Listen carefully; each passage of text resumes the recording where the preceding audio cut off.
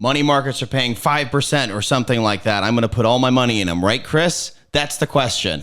Something like that.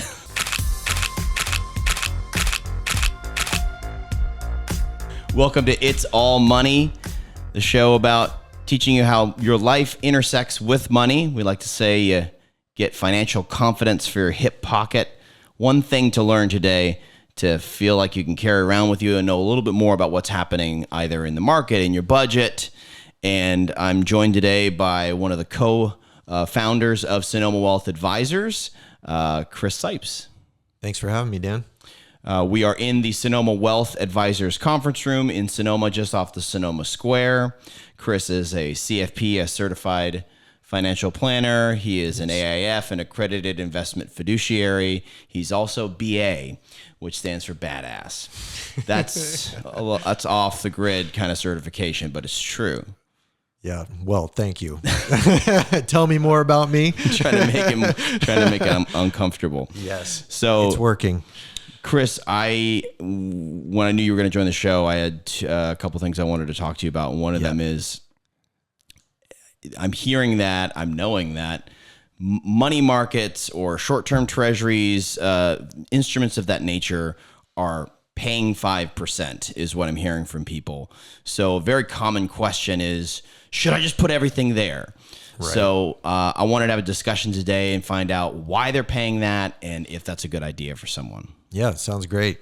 Let's get started. I mean, it's been a while since you could talk about any interest rate on cash or cash-like instruments, and so it's nice to be able to discuss some sort of return, right?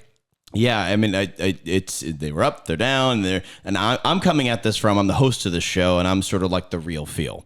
So The idea with this show is that you have the certified financial professional, and then you've got just the guy on the street who, I don't know, for a while my savings account was paying this in 2008, and then it was paying me nothing. Right. So let's at least get into what are the conditions that have led to money markets with this higher interest rate? Well, there's been a few things. One is that there's been higher than expected inflation coming out of COVID. So COVID was, as we all know, like hopefully a once in a lifetime, unprecedented times. And when it comes to money and finances, there were a lot of things that happened or we're still living through that were a result of COVID, and the kind of the inputs that went into the response to COVID on a financial basis, right? So a lot of things came together to create higher than expected inflation. The Fed started raising interest rates in 2021-ish. They did so very quickly, one of the fastest rate rising cycles in history. And part of that is it's led to higher rates on savings instruments or instruments that people typically use for savings, like money market. Okay, so this is from the Federal Reserve. They have a great website that provides all kinds of data across the board. Hold on a second. The federal government has a great website. Well, this is the Federal Reserve, which technically is not part of the federal government. This is part of the central bank. Right. Okay. Yeah, you're right. Okay. Way different. So they keep track of all kinds of data, and this is one of the things they track, which is total assets in money markets. Now, this is nominal, meaning it's not been adjusted for inflation. So it's a little deceptive in that way because, not to get too wonky. So, but you can see it's a huge ramp. I know what you're saying. You're saying that if we're looking at this line and we're looking at a graph right now for our audio audience that's going up, basically, right, starting at about 1980. But what you're saying is that in, let's say, 1998 on the graph, there's about $1 million total financial assets in money market funds. Is that $1 million or no? That's millions of millions. So is that? I believe that'd be $1 billion. There's $1 billion in money markets in 1998, but $1 billion in money markets in 1998, adjusted for inflation today, is much more than that. Is what you're saying? Exactly. Same concept of when your grandfather was a kid, they could get a burger for 5 cents, and now it's $15, $20 or whatever it is, depending on where you go. Yeah. Okay. Right? So this graph not adjusted for inflation. This is just the straight numbers. Correct. But you can see the numbers were starting to trend up going into 2020, and they really have taken off almost off this chart since then when interest rates have gone up. And so the Federal Reserve, they set short-term interest rates as one of the tools that they have in their toolbox, I guess to say, to try to accomplish their goals, which is maximum employment and price stability. Price stability meaning that they don't want too much inflation. They don't want deflation, which is when the prices of things are going down, which is almost equally as bad, maybe even worse than inflation. Okay. So just so I can understand the system, because I'm an idiot, Chris. No. So you've got I'm Joe, Jill, consumer, right? Yeah. And you've got the Federal Reserve, and you're saying the Federal Reserve's mandates are to control inflation and maximum employment. Correct. And they do that. One of the ways that they do that is they control the interest rates. The interest rates to what? One portion of it, or they set the interest rate called the overnight rate. The overnight rate. And that's the rate that banks lend to each other overnight, or that they can borrow from the Fed overnight, which the average person is like, why does that matter?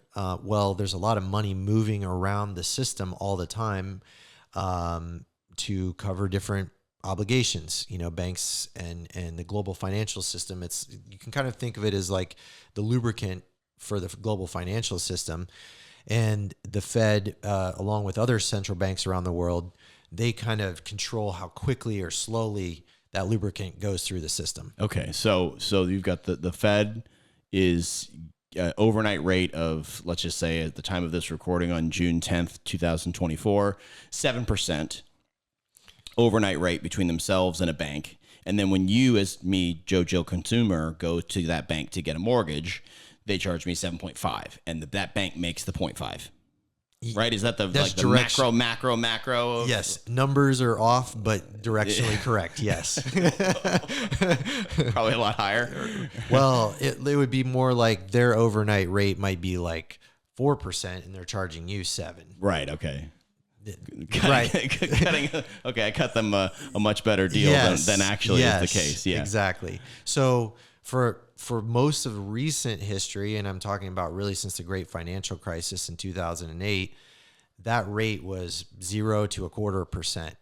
So it was extremely low. It was basically zero. That's why if you had your money in the bank or even a money market, you weren't making much because there wasn't much of a spread there to be had. Mm-hmm. Now that rate is, I believe it's like 5 to 5.25 now. And so when they move the rate up, and I could be wrong on that exact amount, but when they move that rate up, then the rates on everything goes up. Mortgages, car loans, but also savings rates. So that is kind of the hurdle rate in the economy now. So the Fed is keeping that rate high. They're basically saying to other banks, hey, you can still have the money, but we're going to charge you a lot more for it, because they're trying to slow down the money going into the system, because they're trying to slow down the inflation, which got way out of control because of COVID. Exactly. Okay. Yes. So this is kind of, like with anything, there's different theories on how this is actually playing out in the system. And one of the things that's been a question is, well, why hasn't this generated a recession yet? Why hasn't this had a bigger impact on inflation? Right. Because the economy's actually been responding way better than was expected. That's been the mystery. Yes. Now, there's all kinds of theories. One of them is, I think, which is there's actually a lot of income being produced from that money now. So we all know there's a lot of concentration in where the wealth is held. So if you think about it, if it's held by a certain generation or percentage of people, right? And they hold a majority of the wealth, they have their money in, at least a portion of it, in money markets. They're earning a lot more income. They're able to spend more, right? Because they're generating more income now than they were 5 years ago. Okay. So it's not had the effect that they wanted it to, because that lubricant, instead of slowing things down, that lubricant is almost like sped things up, because people are able to spend more. The people that have money have more money to spend. I'm going to take you a step back, because I want to take it to the money market aspect of it. Yeah. So I ran that little scenario with the mortgage. The Fed loans the money to the bank. The bank then is saying, "Hey, come and deposit your money here with us." Mm-hmm. Why are they setting such a high rate right now as a result of the Fed rate? Why is the money market rate high? Because it seems like the Fed rate would only affect debt, not savings. Well, because the banks are earning more on their reserves with the Fed, therefore they can and have to also pay a higher rate to retain those deposits. So the banks have money with the Fed? Yes. This is it's a web. It's a web, right? Okay. And don't get me too far in the weeds because you're on the edge of my understanding of how a central bank works. Okay. But loosely, they're receiving money for educational purposes only. Now it's a competitive market. Dan, you have money, and one institution's offering you 0 and another institution's offering you 5. What are you going to do? Right. Most likely you're going to move your money. So it's a competitive market. So they can't just say, we're going to leave you at 0 and hope that you stay with us. They have to be competitive with the rest of not only the US market, but the global market. People have options with their money. So that's where you saw a lot of the stress, I don't know, a year and a half ago, when you saw a few banks fail.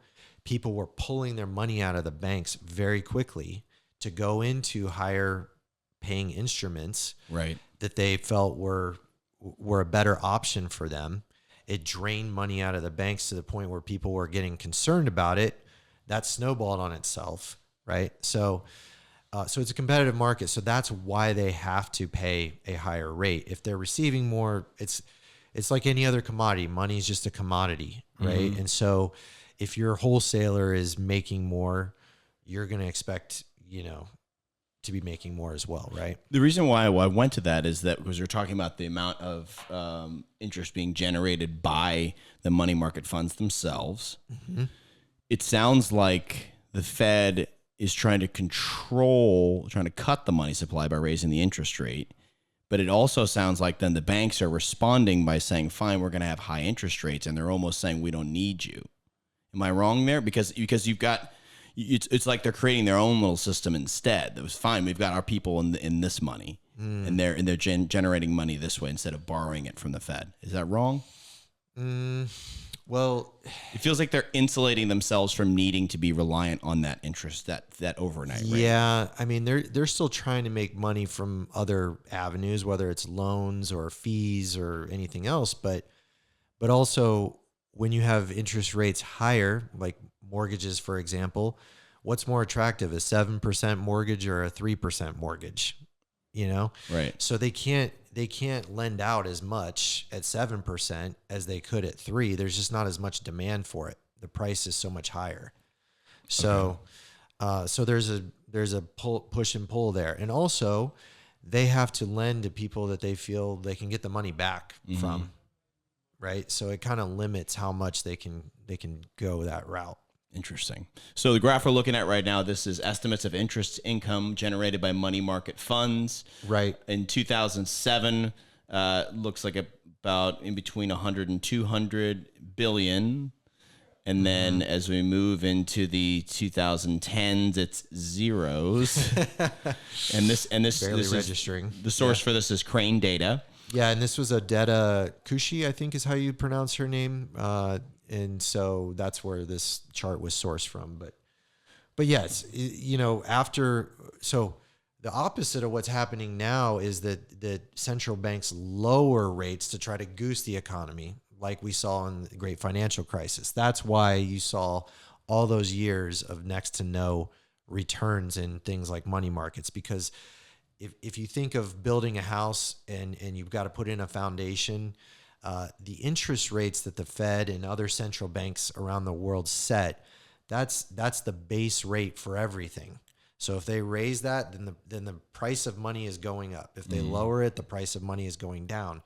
And if they're trying to lower it, it's because they're trying to induce more spending, borrowing, everything. Right. A concept that's really great to grasp, and it's difficult to grasp, is that credit is actually a huge part of the overall money supply. So when people borrow money for things like mortgages or investing in their businesses, whatever, that's a huge amount of money that's pushed into the system.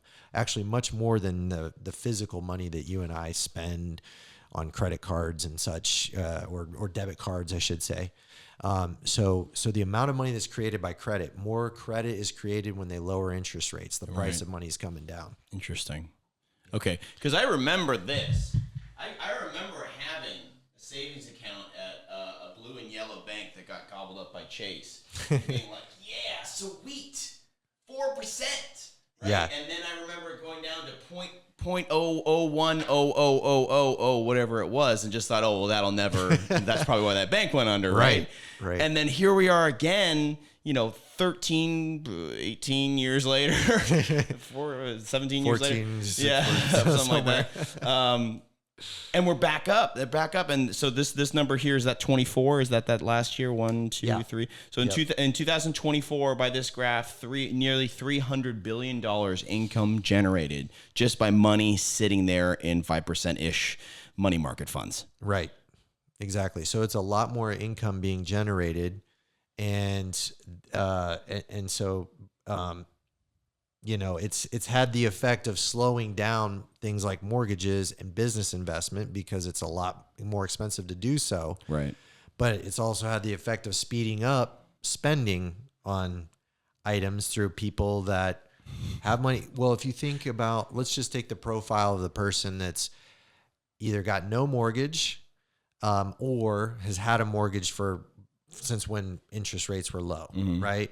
So they've got good equity in their home, or maybe no payments at all. Now their savings that they had is also earning. That foundation has been raised up from 0 to 5-ish, right? So, and then all the other assets that you are buying, you would expect to pay you more than that base level over time, or else why would you take risk, right? So if you can get a really good rate on something that's very low risk, you can't say money markets are no risk. That's not true. Okay. But very low risk, why would you take your money out of that nice comfy bed and go try to earn more, right? There's got to be the enticement's got to be there for investors to do that. Right. So this is what we're looking at here is the 2-year Treasury rate in purple versus the Fed funds rate. Is that overnight rate you're talking about, or is that different? No, this is the 2-year Treasury rate. You can kind of think of as the market's expectation for short-term interest rates. U.S. Treasuries are probably the most liquid, most traded market in the world. And you can kind of think of it as setting interest rates in a way, because this is millions of investors around the globe, maybe billions of people buying and selling treasuries, setting the price of interest rates in the short term. So you can kind of think of the purple line as like the market's expectation of short-term interest rates. Okay. Then the orange line is what the Fed's target rate is. Okay. That is the one that we're talking about where they're setting the short-term the short-term rate. Okay. And that's why you probably hear, Fed meeting coming up. There's always percentages. Are they going to raise? Are they going to lower? Are they going to keep the same? It's like a whole market on just trying to figure out what they're going to do. Right. So, and you can see it goes in cycles. All markets tend to go in cycles, or most markets, I should say. And the same with the price of money. It goes up and down, but over a long period of time, really since the 80s, rates have been coming down, has been the overall trend. So a little over 40 years. We may be breaking through that now. I don't know, but you can see we're at another short-term high point in the rates. So this difference right here between the orange and the purple line is the difference between what the Fed is saying and what the market expects. Correct. Is the difference between what they're charging and then what the market is probably making. Yes. There's some people that say that the Fed shouldn't even set interest rates. They should just use the 2-year Treasury. Wow. Okay. Because right now you'll notice that the market will police itself. Well, that not so much police itself, but price itself. Yeah. The price will be discovered in the market, not by a small group of people setting this is going to be the price of money. Because right now it looks like, according to the market, the Fed is too tight. They have the price of money too high. Okay. And you'll notice that it looks like the gray bars, I forgot to put the gray bars on here for recessions, which would have been ultra helpful for this slide. What's the next slide? So maybe it's on the next one, but so this is the price index, the CPI. But go back to the other chart real quick for 1 second, because these peaks tend to happen before recessions. And that's because typically you'll see, so in 2000, yes, that's 2008, which we all know it was the great financial crisis. 2000 was the dot-com bubble right there. The early 90s also had a recession. So usually that's the Fed trying to slow things down because inflation's getting too high, or the economy they feel like is getting out of whack in some way. So they're tightening up rates. And usually the actual market is setting that price higher because there's starting to be more risk. You know, investors are you're getting in the taxi in 2008, and the person's buying 5 homes off of no income type of thing. Right. And investors are going, you know what? I need a little more money to lend right now. I need something to compensate me for this risk. And so that rate starts to lead. Now the rates get higher, money gets more expensive. It tends to slow things down. You start to see a recession, and then boom, it tails off because the Fed and the market starts to lower interest rates in response to that. Interesting. And so then the next slide is what? So the next slide is CPI, which is the Consumer Price Index, which has a big effect on short-term interest rates and long-term interest rates. What is the Consumer Price Index? So Consumer Price Index tries to track the change in prices of a basket of goods over time. So loosely, it is tracking inflation and deflation in the economy. Okay. So the reason why that's important is because if you're lending your money out, if you're a fixed income investor or a bond investor, you're lending your money out, one of your chief concerns is losing purchasing power. So you're in an era where a burger costs 5 cents. You're concerned about the era where a burger is $15, right? So now, right? Because if you're gonna, let's take a 30-year bond, you're gonna lend your money out for 30 years. You're gonna hope to get money back, and you're gonna hope to at least get enough money back that you're keeping pace with the cost of living. Right. Right? Because $1 now is worth more than $1 in the future. Okay. Right. So this graph shows that right now the CPI is at 3.36 as of the recording of this. Yeah. So the rates, we had a spike coming out of COVID. Mm-hmm. That was due to supply chains breaking down. So the old supply and demand rule, you get very little supply, a lot of demand.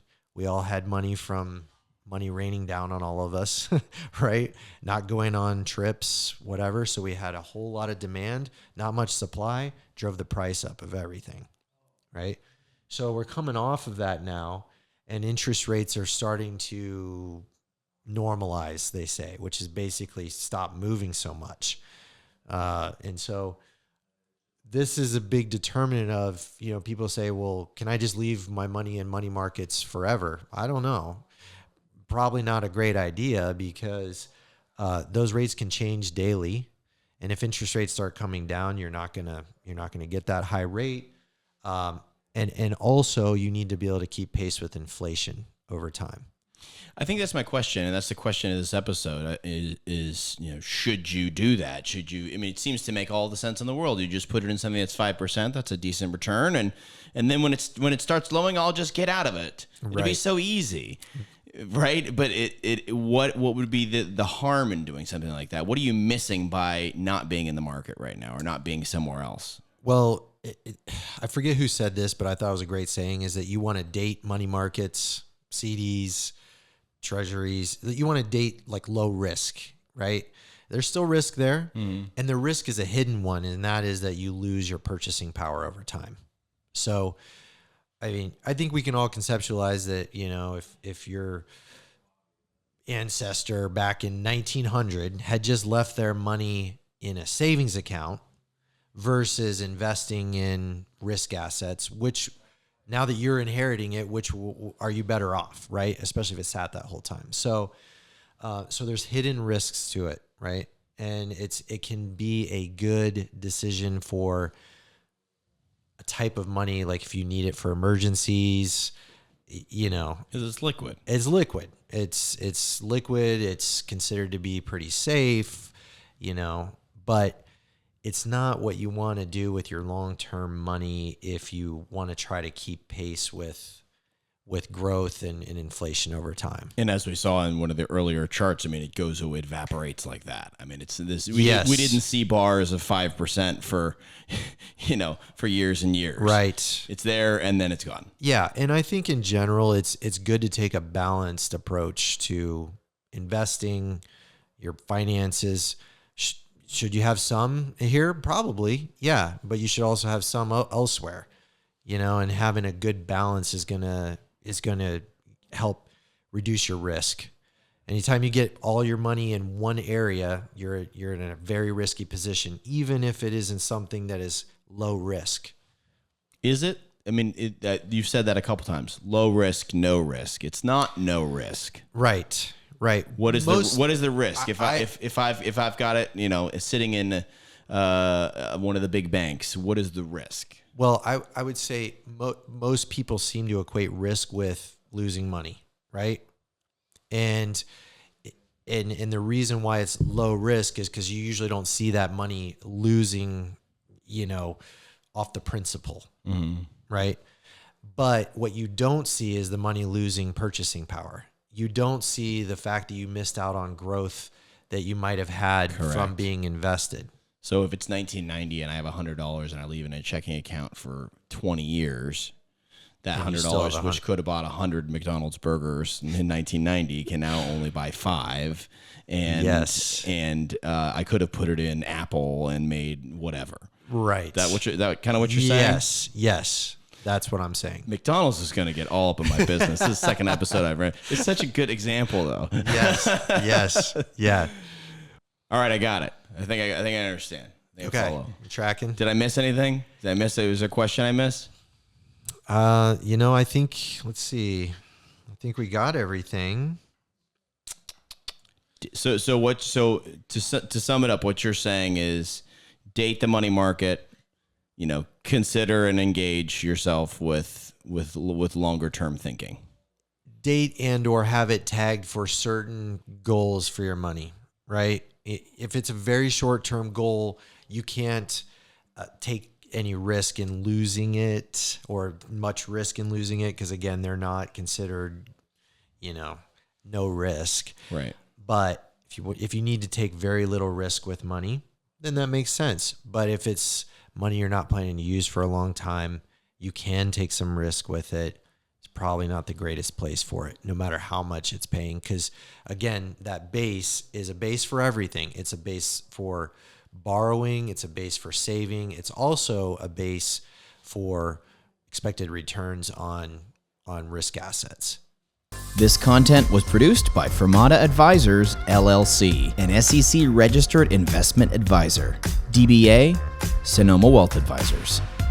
The opinions expressed by Fermata Advisors, LLC on this show are their own. All statements and opinions expressed are based upon information considered reliable, although it should not be relied upon as such.